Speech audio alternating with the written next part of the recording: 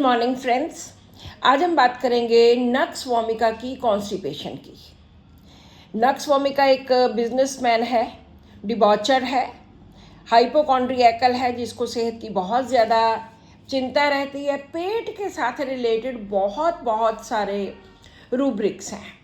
Coffee पीने से, tobacco से, अल्कोहल से, हाईली सीजनड स्पाइसी फूड से, ओवर ईटिंग से, ओवर एक्सर्शन से, मेंटल ओवर एक्सर्शन से, सीडेंट्री हैबिट से, लॉस ऑफ स्लीप, इन चीज़ों से इसकी बहुत ज़्यादा प्रॉब्लम बढ़ती है। अगर कॉन्स्टिपेशन की बात करते हैं तो इसमें फ्रीक्वेंट अनसक्सेसफुल डिज़ायर होती है, बार बार स्टूल पास करने की डिज़ायर होती है, इच्छा होती है, और एक टाइम पे वो थोड़ा सा स्टूल पास करता है, थोड़ी देर के बाद फिर से इनइफेक्चुअल डिज़ायर होती है कि फिर दोबारा स्टूल पास करे, और स्टूल पास करने से इसको आराम मिलता है। मॉर्निंग में उठते सारी इसके मन में होता है कि इनइफेक्चुअल डिज़ायर होती है कि बस पास करना है।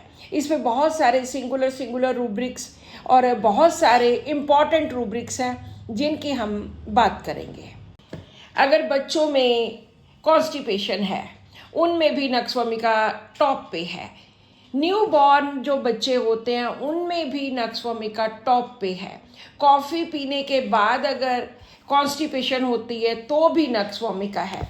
Constant desire, constriction of intestines, क्योंकि पेट के साथ रिलेटेड है तो कॉन्स्ट्रिक्शन ऑफ इंटेस्टाइन जो घुटी होती हैं, जो कॉन्स्ट्रिक्ट हो जाती है, टाइट हो जाती हैं, वहाँ पे नक्स वोमिका सिंगुलर है।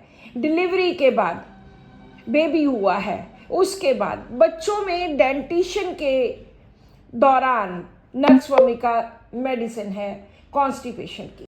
अगर स्टूल बहुत ज़्यादा डिफ़िकल्ट है, इजीली पास नहीं होता है, तो भी उसकी मेडिसिन है नक्स वोमिका। पेनफुल स्टूल है बच्चों में, खास करके अगर बहुत पेनफुल स्टूल है तो नक्स वोमिका मेडिसिन है। और स्टूल वापस ऊपर को डिज़ायर होती है कि स्टूल पास करूं, लेकिन वो रिसीड्स बैक, ऊपर को चला जाता है, दोबारा से आता नहीं है। दिल करता है करूं, लेकिन पास नहीं होता है। ड्रग्स के अब्यूज़ के बाद नक्स वोमिका मेडिसिन है कॉन्स्टिपेशन की। फीवर के दौरान जब बुखार हो गया तब भी नक्स वोमिका दी जाती है।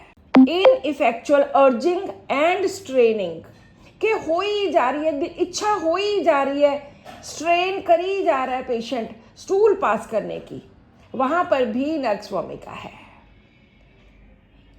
लेकिन वो स्टूल बहुत कम पास करता है, इनसफिशिएंट होता है। ये वो सिम्टम्स है जिनमें ए ग्रेड में नक्स वोमिका पाई जाती है। इनसफिशिएंट स्टूल में और विद ग्रेट रिलीफ, लेकिन आराम भी। इनसफिशिएंट स्टूल तो इनसफिशिएंट होता है, लेकिन उसको बहुत आराम मिलता है।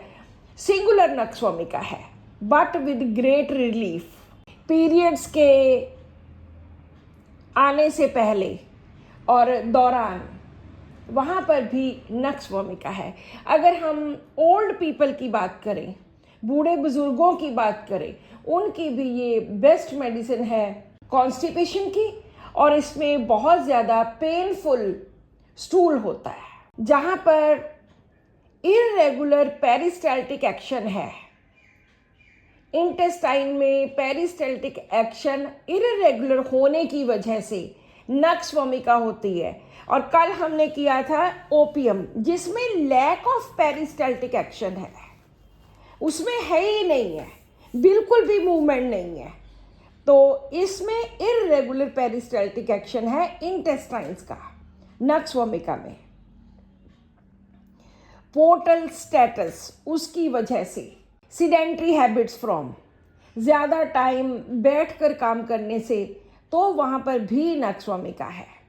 जो नक्स वोमिका में स्टूल लॉन्ग टाइम रेक्टम में रहता है विद नो अर्जिंग, वहाँ पर भी नक्स वोमिका है कि डिज़ायर ही नहीं है, बहुत लंबे समय तक रेक्टम में स्टूल पड़ा रहता है।